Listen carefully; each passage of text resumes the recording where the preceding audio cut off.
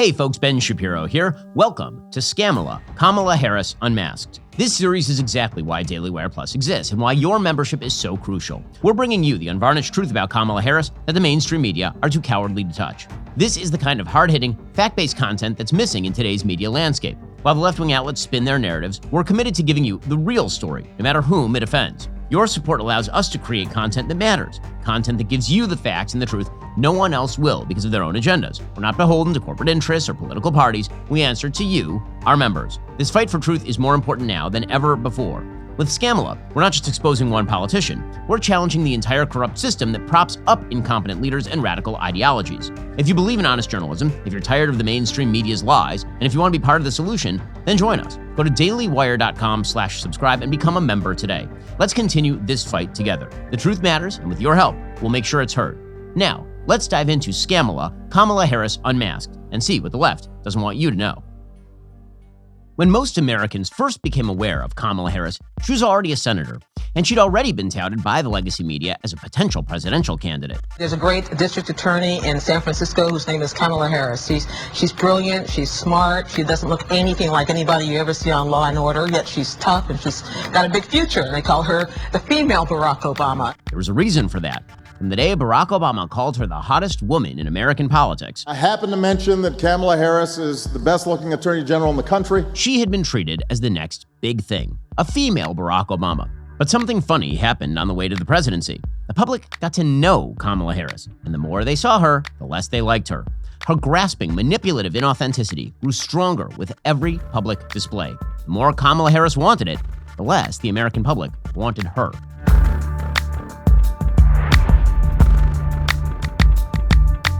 Kamala Harris was sworn into the United States Senate as a senator from California in January 2017. She was determined to make her mark, not in terms of legislation or policy, but in terms of celebrity. The day after her inauguration, she spoke at the Women's March, where she praised the pussy-hatted brigade for their bravery. What a beautiful sight I see. What do my eyes behold? This is an extraordinary day, and we all should be extremely, extremely proud. The circus had begun. Kamala's chief role in the Senate was to play prosecutor. But where she had once appeared even spoken and even somewhat genuine, she now had developed verbal and linguistic tics that made her annoying and cloying. She nodded her head in vehement agreement with herself. Her hand motions were too large, too practiced. Her voice ranged into nasal indignation at every turn. And every questioning was a righteously furious assault. So are you aware that there are local law enforcement? At least finish once before you interrupt me? Sir, with all due respect. With all due respect, Senator. Desperate for attention, Kamala tried to play up her supposed authenticity, and at every turn became more inauthentic. Well, the first thing we've got to do is to speak the truth. And the truth is that these folks are playing politics with public health. So they're engaged in all of this happy talk that is not truth. Let's just go into 2018 and be joyful warriors. I like that term, right? Joyful warriors. Yeah. Kamala was active in the ouster of Senator Al Franken. After the Minnesota senator was caught with his hands in the cookie jar, or rather, near the breast of a talk show host years before in a picture captured while that host was asleep, Kamala quickly came out for Al Franken's resignation. That, conveniently enough, opened up a slot for her on the Judiciary Committee. And it was from there that Kamala truly began to unleash her unpleasant persona. In 2017, interviewing Attorney General Jeff Sessions, she would not allow him to answer questions and talked over him. The policy is Did you ask that it would be shown to you? The policy is based on the principle that the president... Sir, I'm not asking about the principle. I'm asking when you would be asked these questions and you would rely on that policy. Did you not ask your staff to show you the policy that would be the basis for you refusing to answer the majority of questions that have been asked of you? Should be allowed to answer the question. In the aftermath, she would complain of being interrupted. The media would predictably pick up that narrative. But Kamala's Senate starring role was yet to come. That starring role came in 2018, when Supreme Court Justice Anthony Kennedy resigned at the age of 81. President Donald Trump, guided by the scholars at the Federalist Society, picked D.C. Circuit Court of Appeals Judge Brett Kavanaugh to fill the slot. Kamala saw this as her time to shine. She would single-handedly destroy Kavanaugh and save the Constitution. She immediately released a statement, minutes after his nomination, calling him a, quote, direct and fundamental threat to the promise of equality. At the very first hearing, she launched into a long speech introducing herself to the American public as a presidential candidate. I was starting kindergarten. And I was in a school bus, on my way to Thousand Oaks Elementary School as part of the second class of students as busing desegregated Berkeley, California public schools. All of this was merely the beginning of Kamala's dishonest pyrotechnics. At the time of the Kavanaugh hearings, the Robert Mueller special investigation into supposed Russian collusion with the 2016 Trump campaign was the top story in the news. So Kamala decided to ask Kavanaugh about whether he himself had been involved in some way in the case. To do so, she threw out a weird theory that Kavanaugh had talked with someone at the firm of Kasowitz, Benson, and Torres, the law firm for President Trump, about Robert Mueller. Kavanaugh clearly had no idea what Kamala was getting at, but she persisted. Have you had any conversation about Robert Mueller or his investigation with anyone at that firm? Yes or no? Well, is there a person you're talking about? I'm asking you a very direct question, yes or no? I need to know I'm not sure I know everyone who works at that law firm. I don't think you need to. I think you need to know who you talked with. Who'd you talk to? The next day, all of the focus was on Kamala. Who was she suggesting Kavanaugh had talked to? What sort of corrupt arrangement was she uncovering? The answer? She had nothing. The entire accusation was total nonsense. She literally tried to manufacture a gotcha out of whole cloth in an attempt to catch Kavanaugh in what is called a perjury lie, where somebody lies by accident and then is prosecuted. It didn't work, but all of that was prelude to the big show.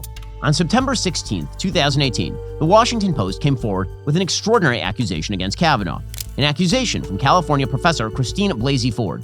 Ford alleged that as a teenager some 4 decades before, she had attended a party where Kavanaugh and his high school friends were drunk and attempted to rape her. She could not name the location, the date, or the time of the party. She could not name any of the other people present at the party. It turns out that Ford had attempted to make the allegation anonymously originally. She had called Representative Anna Eshoo of California, who had referred that story to Senator Dianne Feinstein. Feinstein had asked for a letter with the details. Presumably, Feinstein didn't find the story all that compelling because it went nowhere. Later, Eshoo went to Kamala Harris. And then, all of a sudden, the information began leaking to the press. Before Ford's testimony, Kamala did an interview with CBS News in which she touted Ford's heroism and said she believed Ford even though she had never actually talked to her. I believe her. Blasey Ford eventually testified before the Senate. Her testimony was vague and questionable. I was pushed onto the bed, and Brett got on top of me. He began running his hands over my body and grinding into me. I believed he was going to rape me. I tried to yell for help. Brett's assault on me drastically altered my life.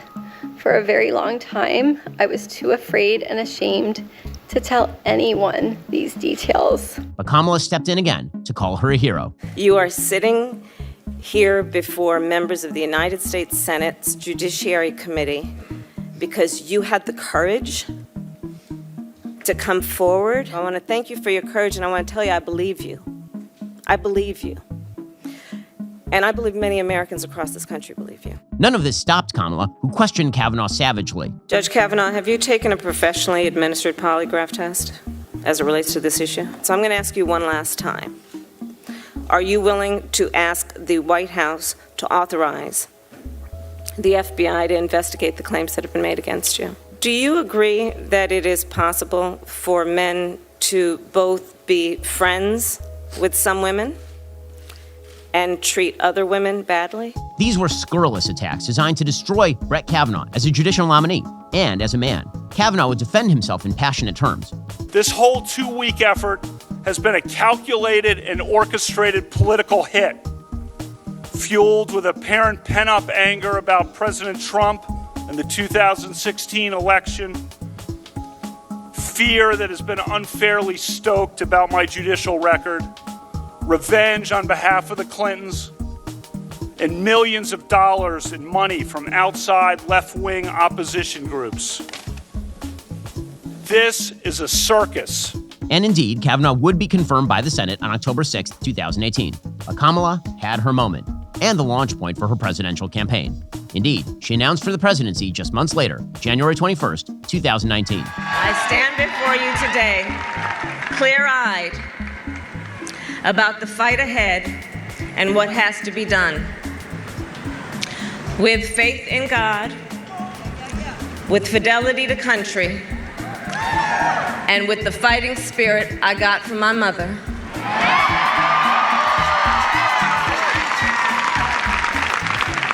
I stand before you today to announce my candidacy for President of the United States. We'll get to more on that in a moment. First, are you still struggling with back taxes or unfiled returns? Nearly 1 in 4 Americans owe back taxes. And the worst thing you can do is ignore the problem as penalties pile up, interest accumulates, and the IRS loses patience.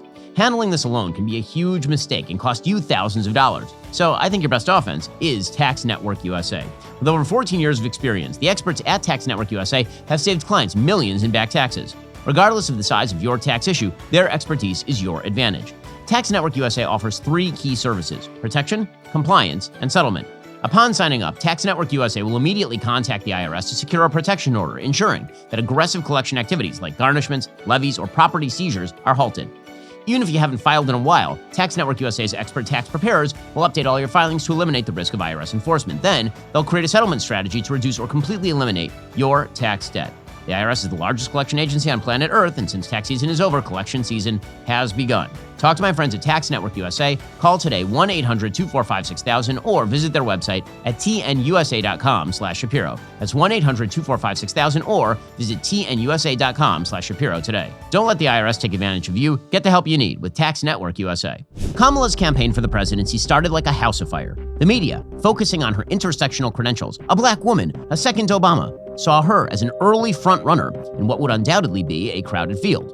Early polling put her at the top of the Democratic heap, second only to Bernie Sanders, whom it was broadly believed would decline as the field consolidated. Kamala Harris launched her presidential campaign on Martin Luther King Jr. Day with a rally in her hometown of Oakland, California. The event drew an estimated 20,000 people, and she attempted to position herself as both the underdog and the popular choice of the black community, like Barack Obama before her. Ditching her tough on crime, top cop talk, she spoke of herself as a progressive prosecutor, ready to bring justice and equality to the forefront of American politics. I'm running to fight for an America where no mother or father has to teach their young son that people may stop him, arrest him, chase him, or kill him because of his race. She was positioning herself on the left of the Democratic Party in an attempt to shoulder out potential competitors like Beto O'Rourke of Texas and Elizabeth Warren of Massachusetts, both of whom were widely perceived as direct competitors. America's story has always been written by people who can see what can be, unburdened by what has been. She branded her campaign Kamala, for the people. That branding was a mistake. Kamala had never been a populist politician. She'd always been the candidate of the elite Democratic Party.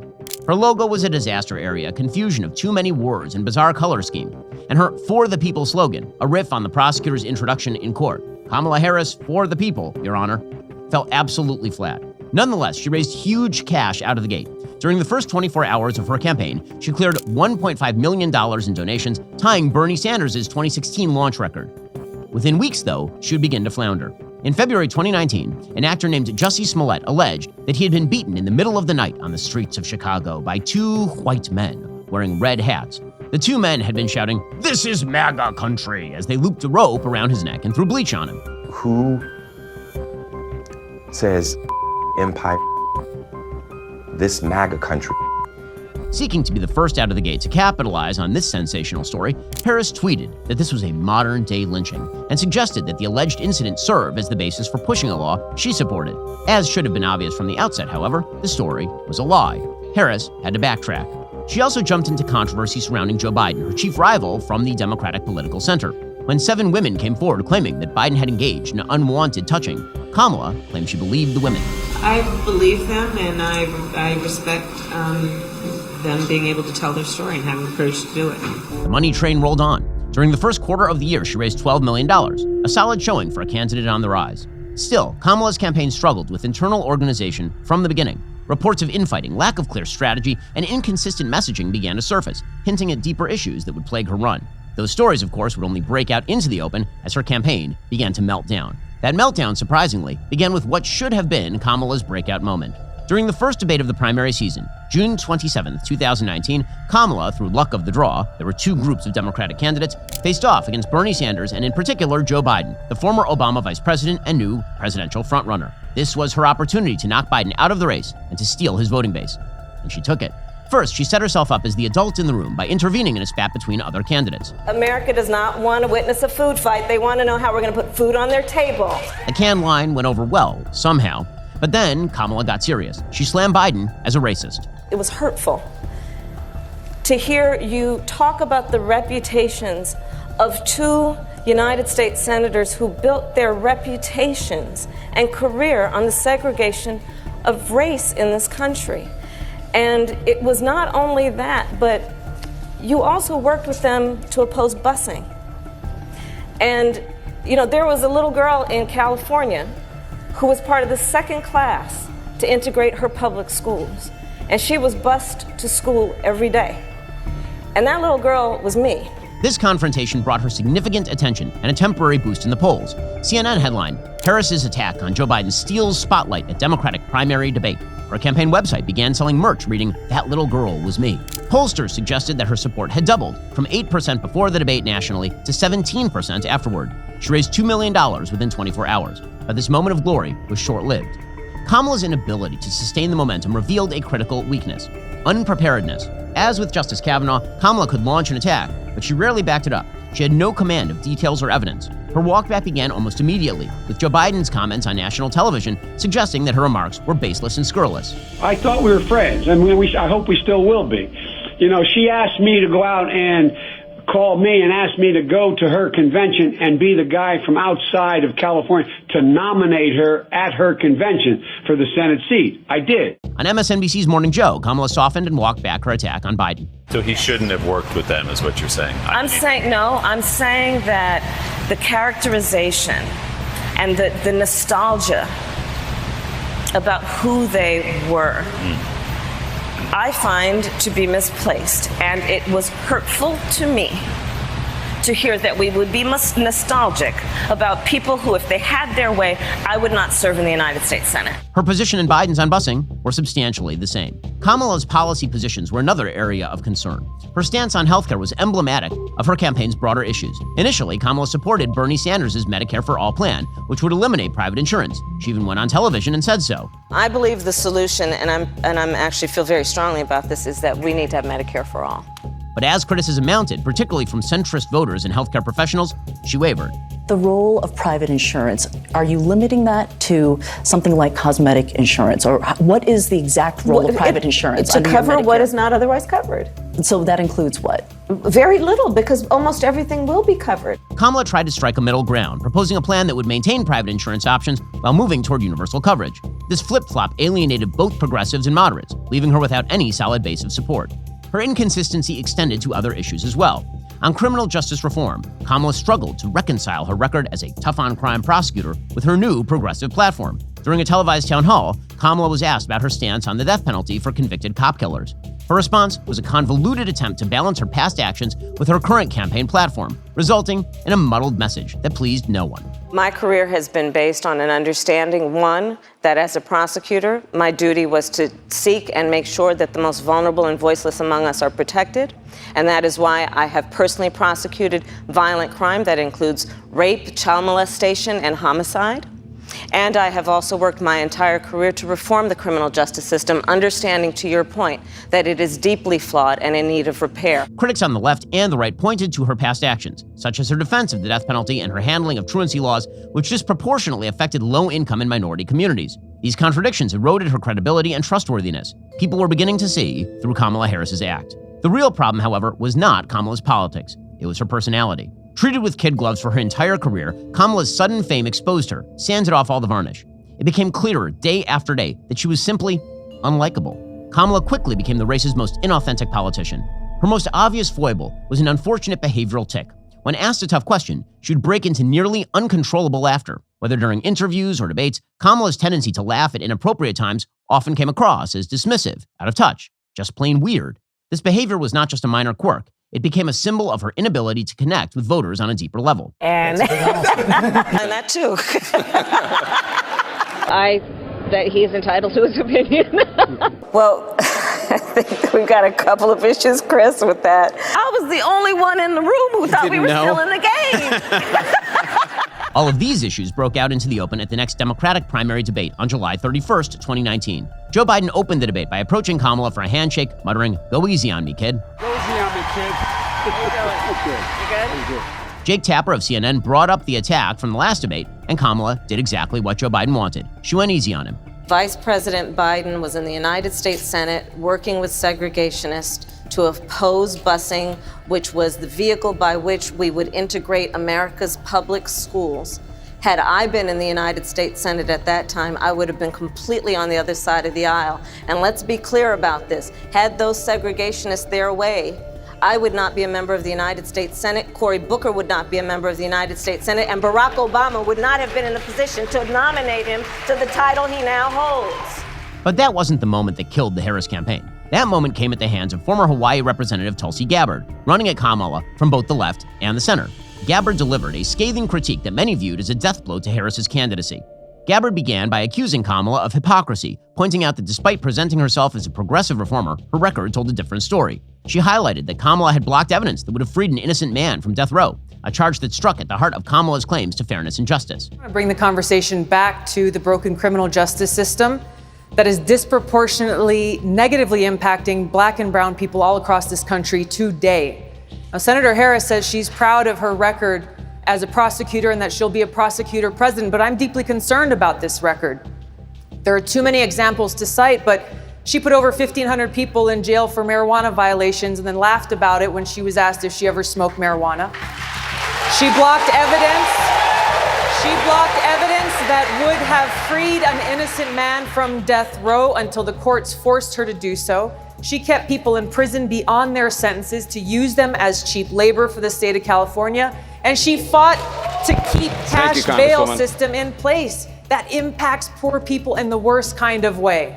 Senator Harris, when you were in a position to make a difference and an impact in these people's lives, you did not. And worse yet, in the case of those who were on death row, innocent people, you actually blocked evidence from being revealed that would have freed them until you were forced to do so. There is no excuse for that. And the people who suffered under your reign as prosecutor, you owe them an apology. This was, of course, the first time she'd ever publicly faced serious pushback, and she collapsed in the face of Gabbard's withering assault. The media and public reaction to the exchange was swift and harsh. Many declared Gabbard the clear winner of that debate segment and declared Harris on the ropes. Kamala attempted to deflect by attacking Gabbard's own record and questioning her standing in the race. These responses fell flat. They failed to address the substantive criticisms that had been laid out. I think that it's unfortunate that we have someone on the stage who is attempting to be the Democratic nominee for President of the United States, who during the Obama administration spent 4 years full-time on Fox News criticizing President Obama. That's ridiculous, Senator Harris. That's ridiculous. Who has spent full-time criticizing people on this stage as affiliated with the Democratic Party. The confrontation significantly damaged Kamala's campaign. Her poll numbers dropped precipitously, and the criticism from Gabbard stuck with voters, casting serious doubt on Kamala's authenticity and trustworthiness.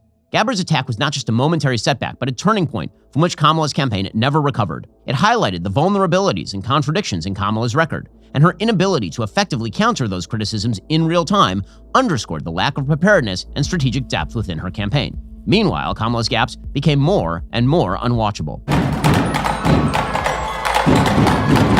This is a conversation I have heard in every campaign I have, and now here is the operative word, won. And you all are looking at me, okay, Kamala, why do you say this? Why do you think we have so much more in common than what separates us? Well, I'll tell you. I know it based on every personal and professional experience I've had, and I know it based on what I call the 3 a.m. thought. Okay, y'all looking at me, where are you going with this? Okay. Her inauthenticity was like an onion. Peel one layer, find another layer of inauthenticity beneath. Her most virally inauthentic moment came when her campaign got a bus. Senator Harris is kicking off a 5-day bus tour. Look at my bus! Oh my God, I love it! The mockery was immense and well-deserved. In response, Kamala attended big-dollar fundraisers, avoided the campaign trail, avoided the press. That was, of course, where she was most comfortable with the money people in the Democratic Party. Kamala for the people, indeed. As the campaign progressed, Kamala's support steadily continued to decline. By the fall of 2019, her poll numbers had cratered, her fundraising efforts were faltering. Despite her attempts to shift her campaign's focus to Iowa, she wasn't picking up ground even there. Internal campaign memos revealed a chaotic organization, with staff turnover and a lack of cohesive strategy contributing to the campaign's unraveling. Politico reported in October 2019 that Harris was, quote, hemorrhaging cash and in danger of lacking the resources to mount a competitive bid against better-funded rivals in Iowa. Kamala attempted to reshuffle the cards in order to rescue a campaign that was still being viewed as a likely early-stage juggernaut just 3 months ago. On November 29th, the New York Times ran an expose on Kamala's campaign. It was effectively a campaign obituary. Noting that she was the only 2020 Democrat who has fallen hard out of the top tier of candidates, the Times called her an uneven campaigner who changes her message and tactics to little effect and has a staff torn into factions. The Times reported a resignation letter from Kelly Mellenbacher, the state operations director. In it, Mellenbacher excoriated the campaign, quote, "This is my third presidential campaign, and I have never seen an organization treat its staff so poorly." Mellenbacher saved particular ire for Maya Harris, Kamala's sister, the campaign chairwoman.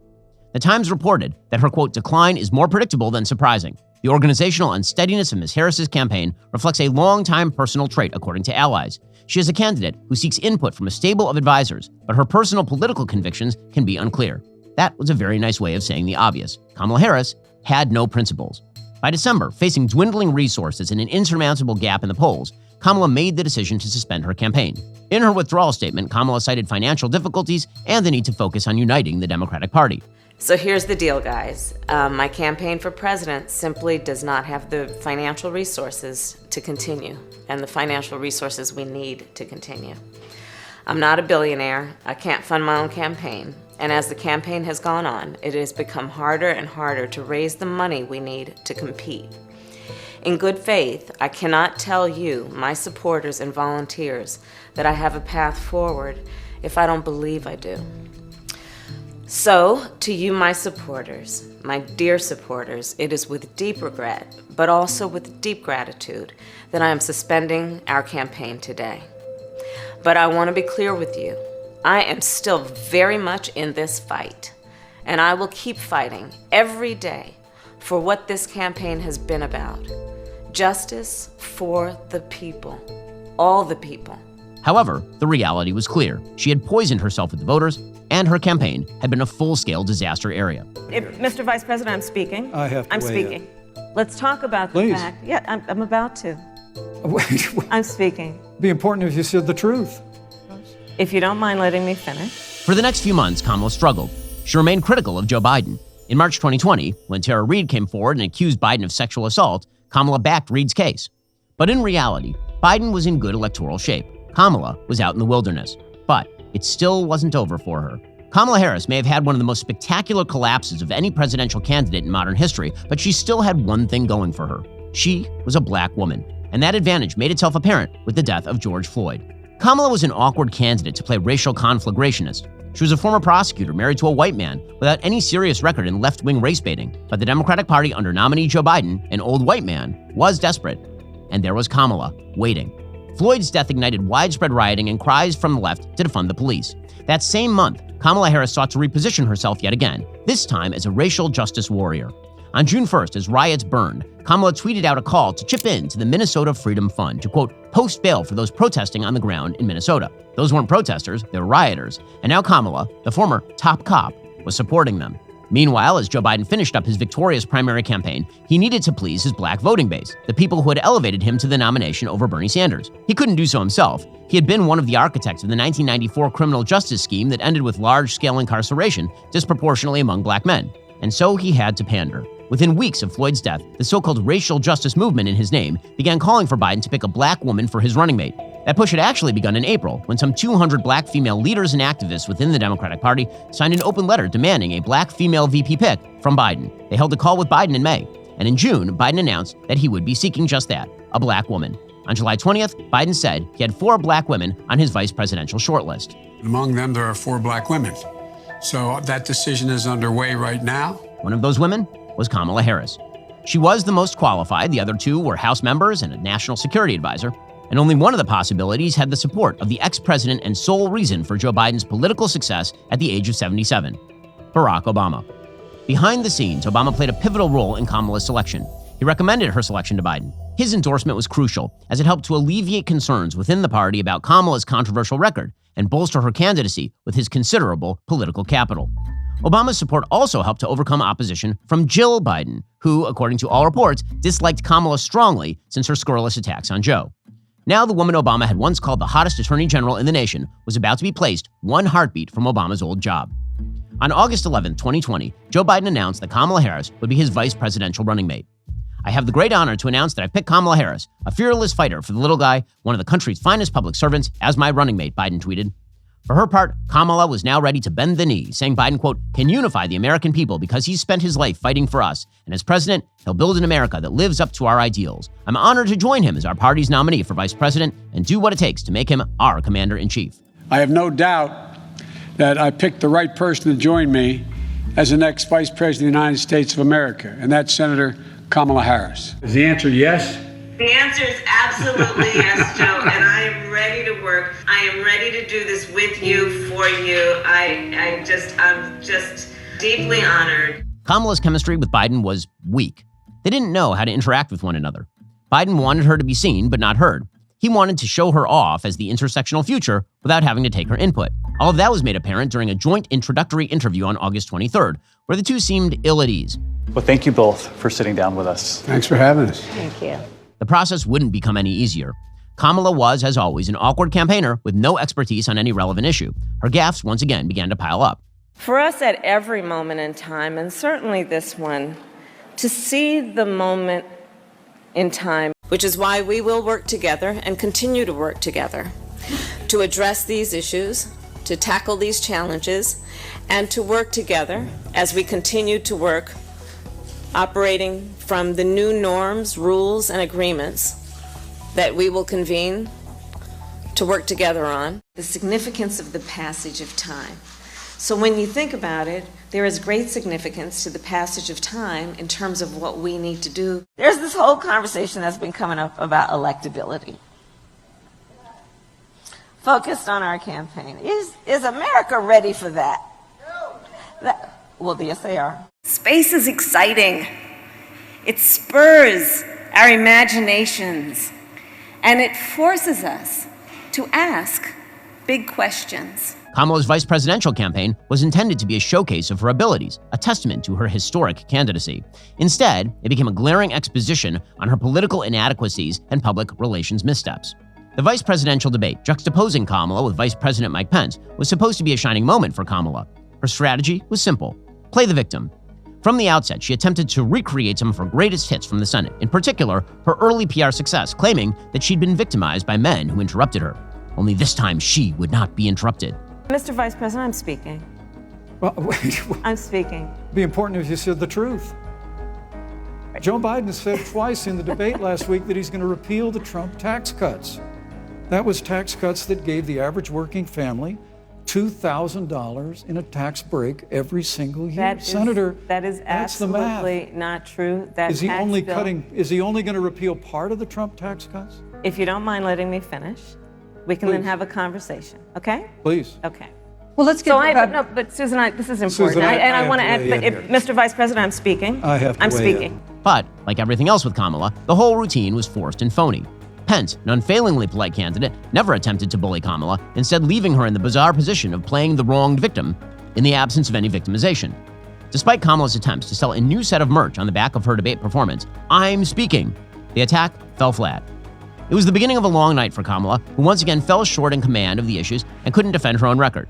When questioned about her previous support for the Green New Deal, Kamala attempted to distance herself from the controversial elements of the proposal, despite having co-sponsored it in the Senate.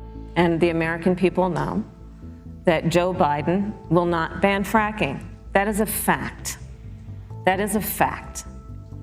I will repeat that Joe Biden has been very clear that he thinks about growing jobs, which is why he will not increase taxes for anyone who makes less than $400,000 a year. Joe Biden's economic plan, Moody's, which is a reputable Wall Street firm, has said will create 7 million more jobs than Donald Trump's.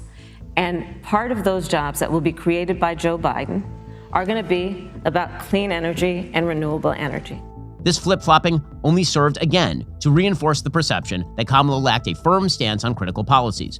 Additionally, her failure to adequately address Pence's pushback on the administration's handling of COVID-19 and the economy lapsed into incoherence. The debate also exposed Kamala's difficulties in articulating a clear, compelling vision for the future. While Pence methodically laid out the Trump administration's accomplishments and plans, Kamala often relied on broad statements and emotional appeals lacking specificity. In the end, Kamala's performance was saved, not by her, but by a rogue fly that landed on Mike Pence's head. On such minor things, campaigns turn.